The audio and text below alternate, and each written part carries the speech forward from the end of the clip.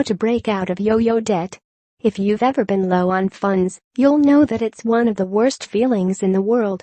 You're consumed with dread, the weight of debt sitting heavily on your shoulders. You feel like an absolute idiot for somehow spending all of your money, and a hopeless idiot for not having an easy way to get out of this situation. The panic of debt is overwhelming.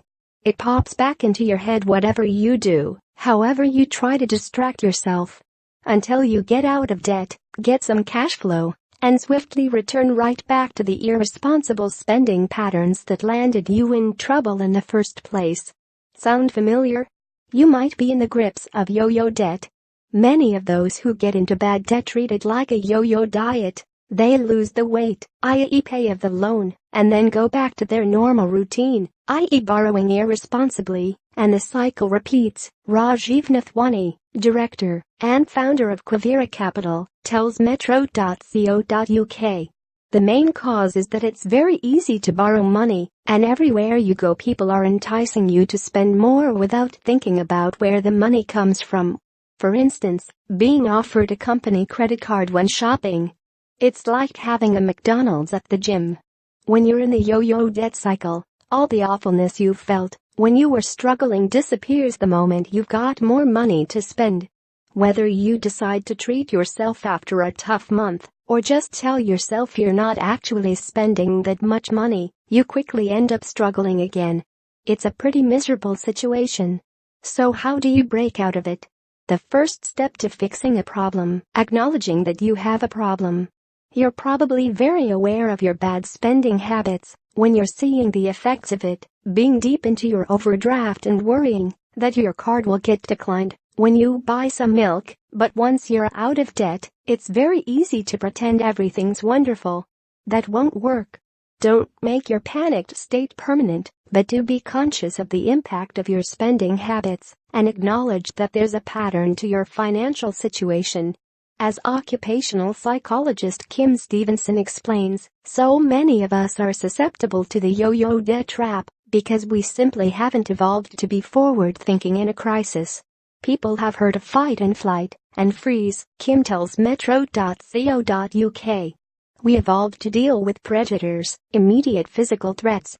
We all know that when we are scared we get ready to fight or run, our pulse and blood pressure increase, we stop digesting, our mouths go dry, we need the loo, our pupils dilate to let in more light. We're ready to act now, to beat off a predator. What isn't so well known is that parts of our brain pretty much stop consulting other parts. We release chemicals that inhibit other parts. The bits that stay working are the ones involved in immediate survival. The ones that are inhibited are the ones involved in abstract thinking, planning ahead, considering consequences, etc. Which means that when we're in the "oh God, I have no money, what have I done" phase, we're not really able to come up with a reasonable long-term budgeting plan. We're too busy thinking about how to escape the immediate situation. What it's like to date when your blind Sainsbury's is now selling vegan whipped cream and marshmallows for your hot chocolate. Where to buy the cheapest artificial Christmas tree this year. This also means that we get a big adrenaline rush and don't have anything to do with it, so we experience intense anxiety. You can fight or run from a predator, notes Kim. You can't, or at least shouldn't, chin your boss or bank manager.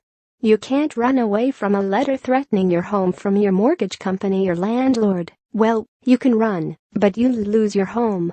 So the system is all revved up, and it doesn't have anything to fight. And the system is supposed to get you ready to fight or run, and then, when you're safe, and the predator has gone away, to let you rest and digest, and relax, so you can let all the chemicals in your body go away and you can return to normal, low blood pressure, digestion starting again. In the modern world we can't do that. The pressure is on all the time, as if a lion keeps wandering round our cave and won't go away, so we're constantly on the alert. As a result we end up unable to sleep, with heart problems, anxious etc. and all the signs of stress. That leads to chronic illness in a lot of us, and also means that we are more prone to experience panic. Our bodies are